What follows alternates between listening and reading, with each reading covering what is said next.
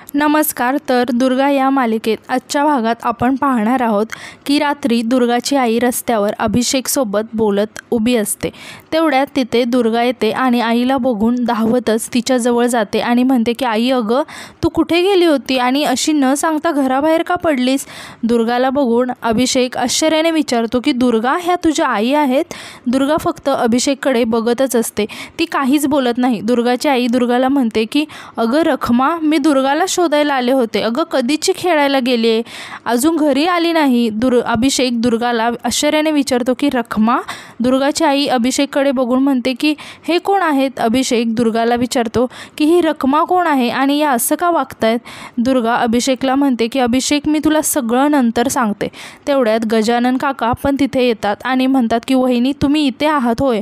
आणि अभिषेककडून बघून म्हणतात की आणि हा दुर्गा त्यांना थांबवत म्हणते की काका तुम्ही आईला घरी घेऊन जाता का? मामाला पण फोन करून सांगा की घरी यायला. मी आलेच 2 मिनिटात. दुर्गाची आई म्हणते की अहो मला माझ्या दुर्गाला शोधायचं आहे. एवढ्या रात्री ती कुठे गेली असेल? गजानन काका म्हणतात की वहिनी ती घरी गेली आहे, आपण घरी जाऊया, ती तिकडेच भेटेल. अभिषेक त्यांना म्हणतो की मी सोडतो तुम्हाला, चला. दुर्गा त्याला म्हणते की अभिषेक नको प्लीज. अभिषेक म्हणतो की हे बघ दुर्गा, तू सोबत असशील तर ह्या पण शांत होतील, प्लीज चला. मग ते सगळेच अभिषेकसोबत घरी जायला निघतात. दुसरीकडे आपण पाहतो की माईसाहेब खूप टेन्शनमध्ये डोक्याला हात लावून बसलेले असतात. तेवढ्यात तिथे जग्गू मामा येतो आणि म्हणतो की तायडे, अगं तायडे, दादासाहेब एवढ्या रात्री पक्षाच्या कार्यालयात गेलेत. माईसाहेब शांतपणे म्हणतात की तुला समजलं तर? जग्गू मामा म्हणतो की आता अशा बाता काय लपून राहतात का? म्हात्रे त्यांना घेऊन चालले होते. मी विचारलं दादासाहेबांना कुठे चालला म्हणून, तर दादासाहेब मला म्हणाले की तुला विचारून आता घराच्या बाहेर पाऊल टाकायचं का? उगाच तापले माझ्यावर. माईसाहेब म्हणतात की एवढ्या रात्री बाहेर पडावं लागल असं काय काम निघालं असेल, त्यांनाच माहिती. जग्गू मामा म्हणतो की आता तर म्हटलं की ताक तुला ओळखायला येत नाही का तायडे? त्या प्रतापरावांची फिल्डिंग लावली ना दादासाहेबांनी इथे, आणि मी तर हे पण ऐकलं आहे की त्या अजिंक्यचा कुठला तरी लय मोठा प्रोजेक्ट आहे आणि त्याच्याचसाठी दादासाहेबांनी जोर लावलाय मिनिस्टरकडे. माईसाहेब आश्चर्याने उठून उभा राहतात आणि म्हणतात की अजिंक्यचा प्रोजेक्ट आणि आम्हाला कसं माहीत नाही? जग्गू मामा म्हणतो की तुला काय पण कळत नाही बघ तायडे, तू नुसतं घरात फुल स्टॉप करत बस आणि ती माणसं तुझ्या नाकाखालून तुझी जहागिरी गिळून टाकतील. माईसाहेब रागाने म्हणतात जग्गू मामा म्हणतो की होय जग्गूच आहे आणि ह्या जग्गूला तुझी काळजी आहे. आणि म्हणतो की आठव जरा काय स्वप्न होतं तुझं आणि कशासाठी तू या बिजवरशी लग्न केलं होतं? तो दादासाहेब जिथे उभा आहे ना तिथे तुला उभं राहायचं होतं म्हणूनच ना. पण त्यानं काय केलं? तुझ्या दावणीला पोरं आणि सुना बांधल्या आणि तू बस त्यांना हकत. माईसाहेब म्हणतात की आठवतंय, सगळं आठवतंय आणि म्हणतात आम्हाला जे पाहिजे ते आम्ही मिळवणार. जग्गू मामा म्हणतो की अगं पण कधी? दादासाहेबांचा एवढा मोठा ॲक्सिडेंट झाल्यानंतर तुझ्यासमोर संधी आली होती सगळा कारभार हातात घ्यायची, पण झालं का तसं? माईसाहेब म्हणतात की अरे पण हनुमंत प्रकरण उपटलं ना मध्येच ते. जग्गू मामा म्हणतात की आता जे झालं ते झालं, पण तायडे तू ना आता तुझ्या ह्या भावाचं ऐक, तुझी आता सरपट बघवत नाही बघ. आणि तो एक लाल दिव्याची खेळण्यातली गाडी दाखवून म्हणतो की तायडे मला ना तुला ह्या गाडीत बसलेलं बघायचं आहे. हा असा आजूबाजूला असलेला सरकारी ताफा आणि तो माईसाहेबांना स्वप्न दाखवू लागतो. पाठीमागे अशी मोठमोठी सिक्युरिटी आणि समोर सगळी माणसं आमच्या माईसाहेबांसाठी मानाखाली घालून उभी राहिलेली आणि तू मोठ्या तोऱ्यात गाडीमधून खाली उतरतेस. माईसाहेब पण त्या गाडीकडे बघत स्वप्नात हरवून जातात. जग्गू मामा म्हणतो की तायडे हेच स्वप्न होतं ना तुझं? आता हेच स्वप्न डोळ्यासमोर आण आणि पुढे पाऊल टाक. आणि तो ती गाडी माईसाहेबांच्या हातात देतो. माईसाहेब पण ती गाडी हातात घेऊन त्या गाडीकडे बघत म्हणतात की हे जग्गू आता ह्या घरातल्या चकमकी बस झाल्या, आता खरा संग्राम होणार. आता आम्ही राजकारणात उतरलो की नाही तू बघस. मग जग्गू मामा खूप खुश होता आणि म्हणतो की वा म्हणजे आता माझी सुमन आमदार रेवतीबाईंची सून होणार. तर माईसाहेब पण खुश होऊन म्हणतात की तुझ्या सगळ्या इच्छा पूर्ण होणार जग्गू, आणि ते पण ह्या घटस्थापनेपासून पासूनच आणि म्हणतात की सुमनला सांगावा धाड आणि तिला सांग की ह्या घटस्थापनेला तिचा आणि अभिषेकचा लग्न सोहळा होणार. हे ऐकून जग्गू मामा खूप खुश होतो आणि म्हणतो की काय ह्या घटस्थापनेला, आणि म्हणतो की मी लगेच सांगतो सुमनला. आणि परत टेन्शनमध्ये येऊन म्हणतो की पण तायडे अभिषेक. माईसाहेब म्हणतात की एक डाव आम्ही म्हटलं ना म्हणजे फुल स्टॉप. दुसरीकडे आपण पाहतो की सगळेजण दुर्गाच्या आईला घरी घेऊन येतात.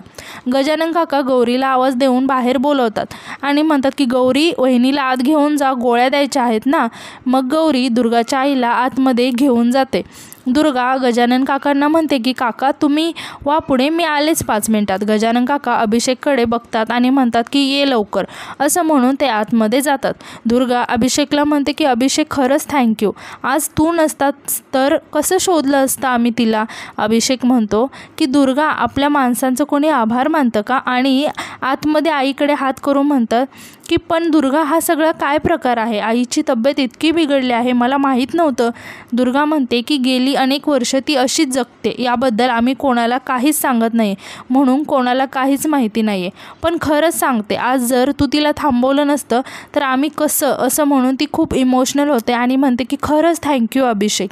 अभिषेक म्हणतो की तुझ्या ठाम नकाराला ही बॅकग्राऊंड असेल असं मला वाटलं नव्हतं, आणि म्हणतो की तुला आईची काळजी आहे का, आपण उपचार करू त्यांच्यावर, तू नको काळजी करू, मी माझ्या आईसारखी त्यांची काळजी घेईल. दुर्गा शांतपणे म्हणते की गोष्टी जेवढ्या सोप्या वाटतात तेवढ्या सोप्या नाही आहेत, आणि म्हणते की अभिषेक आपण एकत्र न येणं यातच आपल्या दोघांचंही भलं आहे.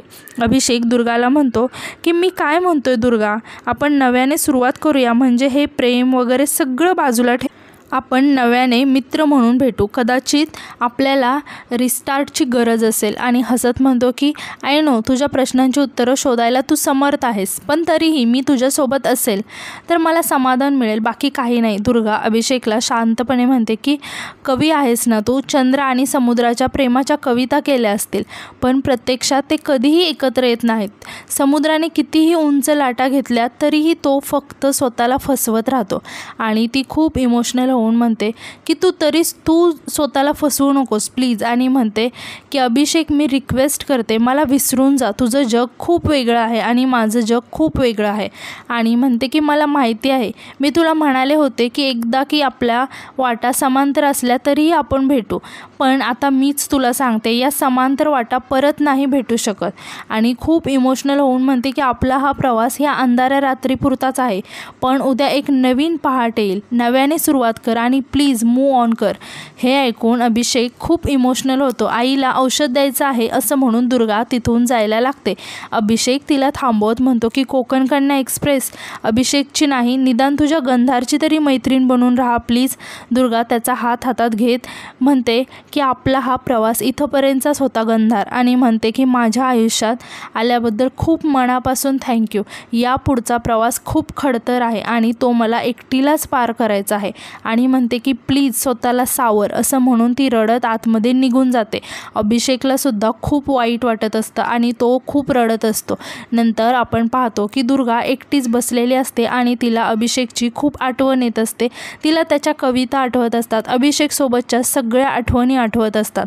तर दुसरीकडे अभिषेकला पण दुर्गा बोललेली आठवत असतं आणि ते सगळं आठवून त्याला खूप वाईट वाटत असतं आणि तो सुद्धा रडत असतो. नंतर दुर्गा स्वतःचेच डोळे पुसते आणि तिच्या आईच्या खोलीत जाते.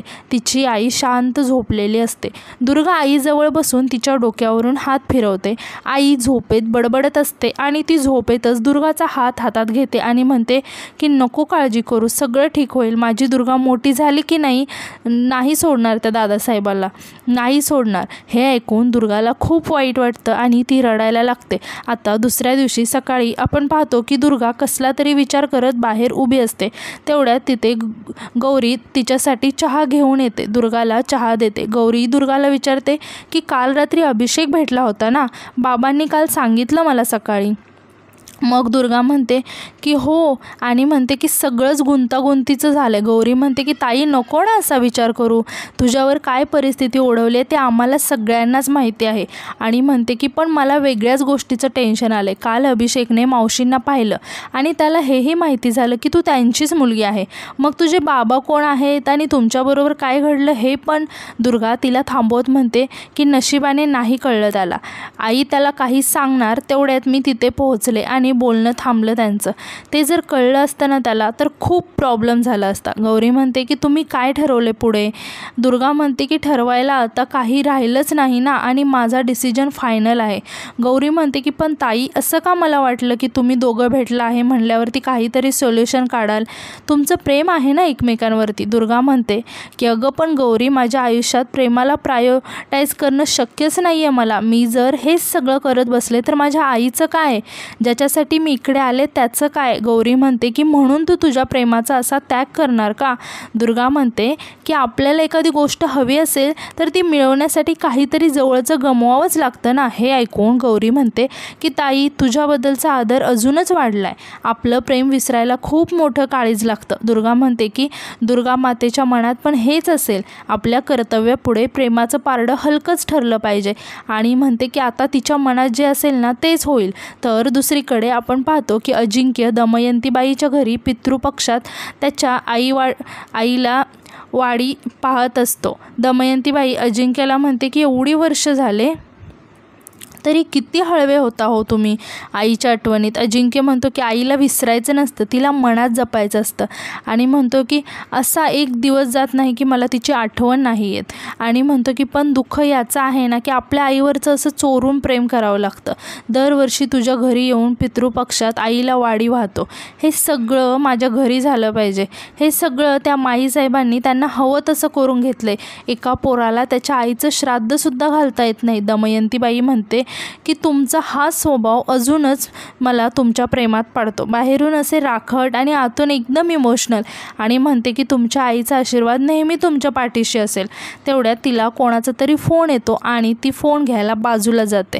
अजिंक्य तिला विचारतो की कोणाचा फोन आहे. दमयंती सांगते की NGOमध्ये जरा मॅटर झाला आहे, निस्तरायला हवा, म्हणून ती अजिंक्यपासून लांब जाऊन फोन घेते. फोनवरती म्हणते की होय तुम्ही सांगितलेल्या प्लॅनप्रमाणे सगळं चालू आहे. आणि म्हणते की माझ्या कामात मी कधीच कसर करत नाही, फक्त तुम्ही माझ्याकडे नीट लक्ष द्यायचं एवढंच.